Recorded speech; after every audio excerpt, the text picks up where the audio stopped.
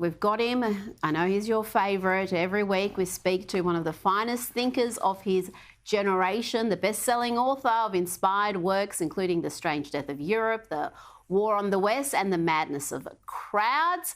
Douglas, let's start with what could be the end of Joe Biden's run for re-election. A special counsel report found he willfully retained and disclosed classified documents at his home, but no charges were recommended because the 81-year-old commander-in-chief is greatly diminished mentally. The report not only noted Biden's diminished faculties and lack of mental state of willfulness, but it also noted Joe Biden couldn't even remember when he was vice president. So he's too diminished to stand trial, but he can run the most powerful country in the world? I know. It was an astonishing revelation, this, Rita. It came out late yesterday, and many people said immediately, well, that's it. Clearly, the Democrats are trying to finally push Joe Biden off the nomination ticket because this revelation, as it were, from within. I mean, it's not coming from the Republicans. This revelation that during his questioning, he couldn't remember which years he'd been vice president. He couldn't remember, I think, the year he'd run for president. And it was clear they didn't want to go ahead because a jury would find that he had not enough cognitive ability to talk about his own experience.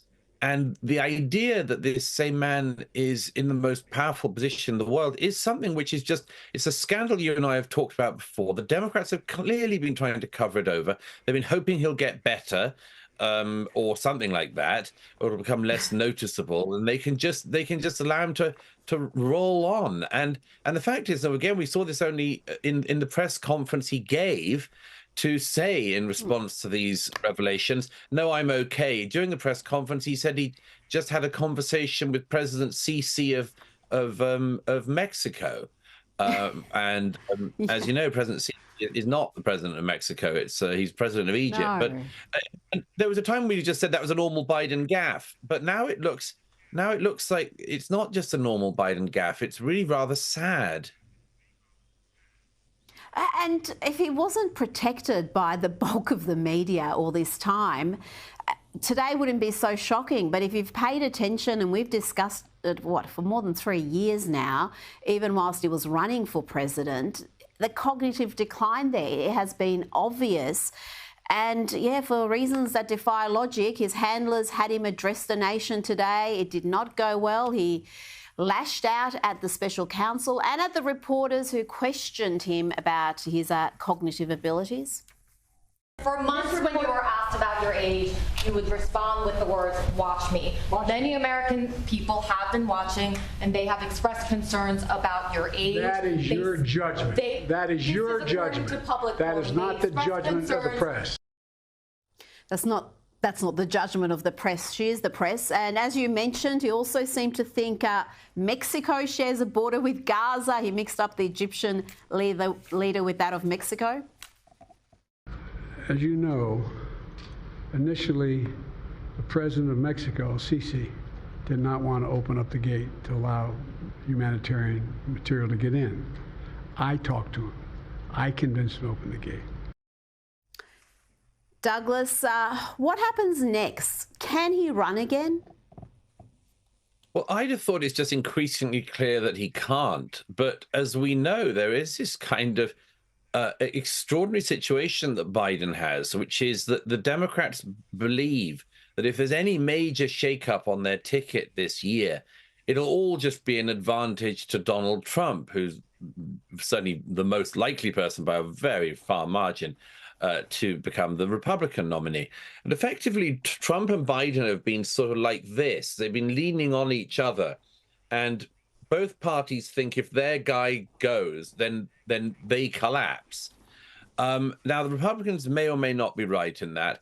The Democrats, I think, to an extent, are right in that. Because, you know, the question for them is they don't have a very good bench of people in their party. They may have coming up, there's some talented younger congressmen and so on, congresswomen in the Democratic Party. There's also some absolute left-wing nutters. But the main thing is that it's not obvious who would replace Biden as the nominee, particularly at this relatively late stage. Obviously, it can't be Kamala Harris, who we know, in the polls that the American public regard as absolutely unfit for the presidency. But they have to sort of find some way to deal with the Kamala problem, and then you got somebody like Gavin Newsom of California, and we've just seen your previous segment, Rita. What did he do to California? He did that.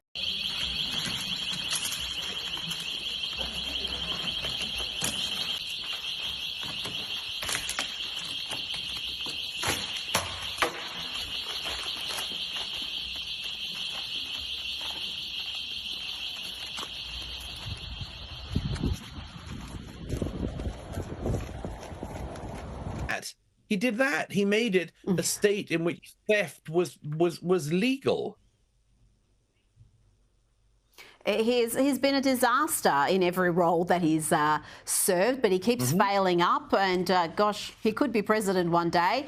Now, let's move along to your home country. You wrote a powerful piece for The Spectator today where you said you're embarrassed by modern Britain and that you no longer even recognise your own country. Why is that? Well, there's several things. One is the fact that, as I say in that piece, virtues and certain aspects of the national characteristic, which I grew up with, and which I think epitomized Britain, like a sort of certain doggedness, a sort of stoicism, and actually I think a courage in the face of adversity, a quiet courage, which was strong when provoked, all seem to have disappeared. There's endless sort of whining. The House of Commons this week spent its time talking about whether or not the Prime Minister Rishi Sunak should have made a reference to trans people that wasn't 100% politically correct in the eyes of the left, whilst the mother of a murdered trans child was in the gallery of the Commons, and they all were just out competing each other to be more and more invasive about that. Meantime, massive problems affecting the country, like the fact we have these hate marches every Saturday, in which people are completely, mainly Muslims, are completely unbothered about exposing their bigotries, their hatreds, including their hatred of Britain. This just goes on all the time. Every Saturday, it happened again last Saturday, they actually clamber over our war memorials to our war dead, and they defile them and desecrate them. And the police let them do it. And by contrast, there has recently been an MP who we discussed before, who stepped down because of threats to his life from Muslim extremists. And everyone in the Commons and elsewhere sort of said, oh, well, how sad. And I don't recognize that. I remember the generation of Margaret Thatcher, who, when the Brighton bomb went off, the conference bomb, the Brighton hotel bomb that was meant to kill her, did kill a number of her friends and many others, stood outside the next day and said, the conference will go ahead. We will never give in to the men of violence. I don't know where that spirit has gone. It seems to have been beaten out of many of the British people, at least, certainly our ruling class. Well, yeah, that stoic, stiff upper lip has been replaced by self-loathing, it seems. Is that what Britain needs? A leader like Thatcher? The options of the coming election are pretty grim, Douglas. Ain't no Thatchers there. No, there certainly ain't. I mean, Keir Starmer is just trying to get through and get into office with people noticing as little as possible about his policies. I suspect he'll make them plain to us, as I said before, once he's in office. And Rishi Sunak just has this terrible, terrible, increasing desperation in his eyes as he realizes that he's for the chop at the electoral ballot box. But yes, it's this thing. I mean, you can see him there, this sort of grinning, desperate to please, no real leadership, no willingness to do the unpopular things you sometimes need to do, and just explaining, not leading but following, as the phrase goes. But as I say, the thing that just stuns me is, Britain has undergone massive demographic transformation in the last couple of decades, and it's a transformation which has gone on on rocket fuel under this Conservative government. It will almost certainly continue at a similar rate under a Labour government. And it seems to me that it's because of this that our political class is so incapable of identifying problems in front of it. When the MP who said he would stand down because of threats to his life stood down, he said that one of the reasons was that his murdered colleague, Sir David Amess, was murdered by Ali Harbi Ali. And one of the other people he wanted to apparently kill was Mike Freer. Well, an interview this week, in an interview this week, Mike Freer was asked about this, and the interviewer said, what motivated Ali Harbi Ali? And Mike Freer said, I'm not sure about that. I don't know. Oh, well, geez. Here's what. He was killed by an Islamist who followed jihadist ideology. And it's a darn fool position for a man to be in, to stand up for somebody more than he's willing to stand up for himself. But I can say this on behalf of Mike Freer. The person who was apparently thinking of killing him and who did kill Sir David Amess MP was motivated by jihadist ideology. And I would have liked to have seen in the wake of that Sir David's MPs not just mourn his death as if he had died of natural causes, but to have said, we will root this ideology out of Britain wholesale. It has no place here. Did anyone come near saying that? No, not a bit. Oh. And that is a catastrophe for Britain. Absolute catastrophe. They didn't even say it when jihadists murdered children at a concert. You just wonder what they're thinking and why they just show this cowardice. You've been impacted by this in a small way just in the past week. Your speech had to be moved after the venue submitted to the bullying and the threats, I'd imagine, of the anti-Israeli mob, but the protesters still turned up at another venue to scream abuse about you. Let's have a look. Shame on you! Shame on you! Lyric theatre, shame on you! No much theatre, shame on you! Douglas, do you feel safe in modern Britain, in London?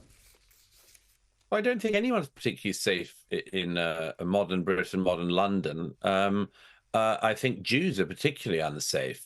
I was meant to be speaking at the Apollo Theatre on Shaftesbury Avenue in the heart of the West End. 1,000 people were turning out. And the theatre was bullied into cancelling the event on the day. And the event was moved to a synagogue, which was the only place the police could protect. I believe that the job of the British police on such an occasion, I believe the job of the theatre is to keep the show on the road. And I believe the job of the police is to ensure that the public and attendees are safe. But that wasn't what happened.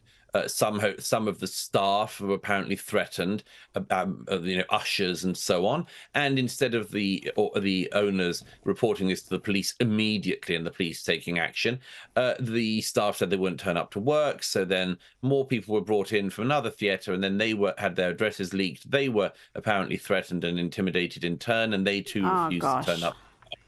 So, Douglas, it's mob rule. It's mob rule that the thugs are winning. It is not, should not be happening in a civilised country. Douglas Murray, thank you so much for your time this evening. Really appreciate it.